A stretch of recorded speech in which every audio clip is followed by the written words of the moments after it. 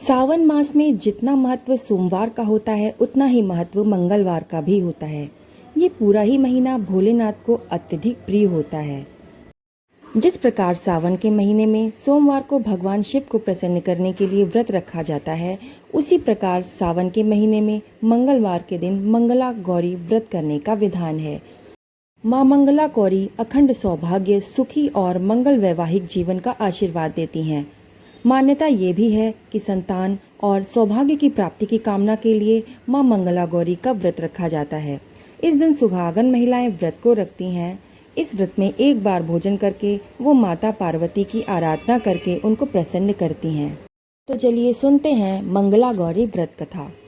एक समय की बात है, एक छोटे से गांव में एक साहूकार अपनी पत्नी के साथ रहा करता था। साहूकार बहुत ही धनी था और उसके घर में किसी भी प्रकार की कोई भी कमी नहीं थी। फिर भी वो अपनी संतान न होने के कारण बहुत ही दुखी रहते थे। संतान की कमी उन्हें हमेशा सताती रहती थी। एक दिन की बात है, उस साहूकार के घर में साधु आए। साहूकार ने उनका आदर सत्कार किया और उन्हें अपनी समस्या के बारे में बताया। साधु ने साहूकार की पत्नी को सावन मास के मंगलवार को किए जाने वाले मंगला गौरी व्रत करने की सलाह दी। इसके साथ ही पूजा विधि के बारे में भी संपूर्ण जानकारी दी। इसके बाद साहूकार की पत्नी ने सावन मास के पहले मंगलवार से ही मंगला गौरी व्रत का पूजन किया और वो प्रत्येक मंगलवार को विधि पूर्वक व्रत और पूजा पाठ करने लगी। इस प्रकार कई महीनों तक उन्होंने ये व्रत किया। एक दिन उनकी धर्म निष्ठा से प्रसन्न होकर माता पार्वती ने भगवान शिव से साहूकार और उसकी पत्नी को संतान प्राप्ति का वरदान देने के लिए कहा।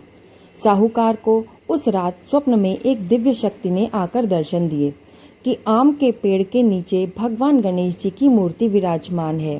तुम उस पेड़ से आम को तोड़कर अपनी पत्नी को खिला दो।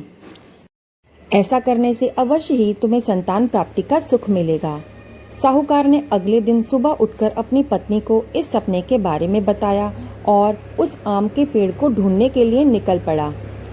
बहुत खोजने के बाद आखिरकार साहूकार को वो आम का पेड़ मिला जहाँ भगवान गणेश जी की मूर्ति विराजमान थी। उसने आम तोड़ने के लिए उस पेड़ पर पत्थर मारना शुरू किया। पत्थर फेंकने से एक आम तो टूटकर नीचे गिर गया, लेकिन गलती से एक पत्थर जाकर भगवान गणेश जी की प्रतिमा को लग गया।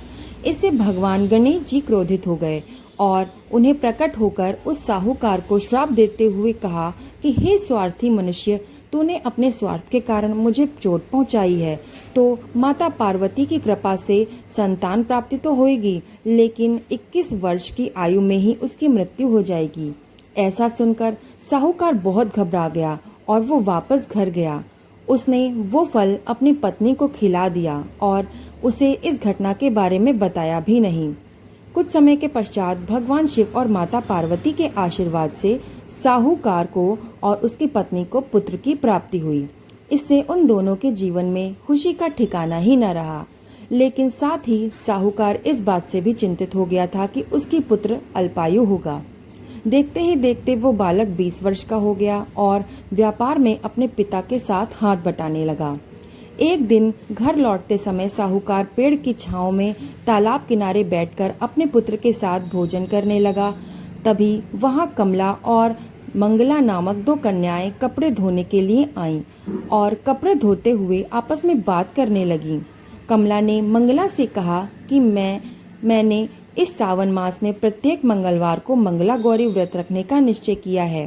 तुम भी माँ पार्वती को समर्पित ये व्रत अवश्य ही करना। इससे माता पार्वती प्रसन्न होती हैं और आप पर उनकी कृपा दृष्टि भी बनी रहती है। इस व्रत को करने से मन वांछित वर और अखंड सौभाग्य की प्राप्ति भी होती है। कमला की बात सुनकर मंगला ने भी इस व्रत को करने के लिए निश्चय किया। दूसरी ओर साहूकार ने दोनों कन्याओं के बीच ये पूरा संवाद सुन लिया और उसने अपने मन में सोचा कि कन्या मंगला गौरी का व्रत करती हैं, इससे उसे अखंड सौभाग्य की प्राप्ति होगी।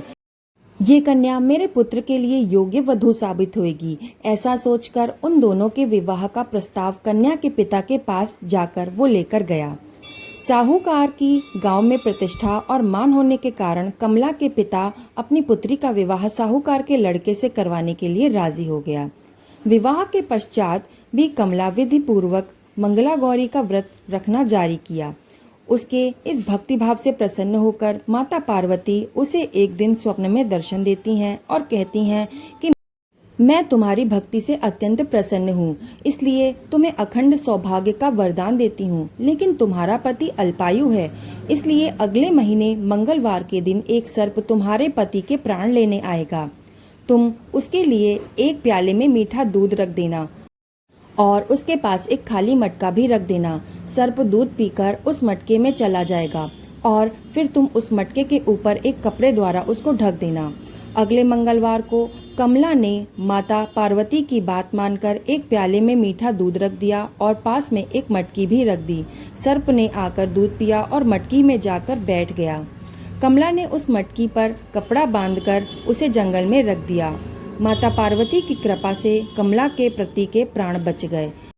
इस प्रकार मंगला गौरी व्रत के पुण्य फल से साहूकार का पुत्र श्राप मुक्त हो गया। जब कमला ने घर को इस चमत्कार के बारे में बताया तो सभी आश्चर्यचकित हो गए। इसके बाद साहूकार और उसकी पत्नी ने अपने पुत्र और पुत्रवधू को आशीर्वाद दिया और पूरा परिवार सुखपूर्वक जीवन व्यतीत करने लगा। कथा समाप्त। कथा अगर आपके काम की है और आपको पसंद आई है तो प्लीज़ हमारे कथा को लाइक ज़रूर करिएगा और अपने परिवार वालों के साथ शेयर ज़रूर करिएगा। चैनल पर नए हैं तो सब्सक्राइब करिएगा और कमेंट में ओम नमः शिवाय लिखना ना भूलिएगा। धन्यवाद।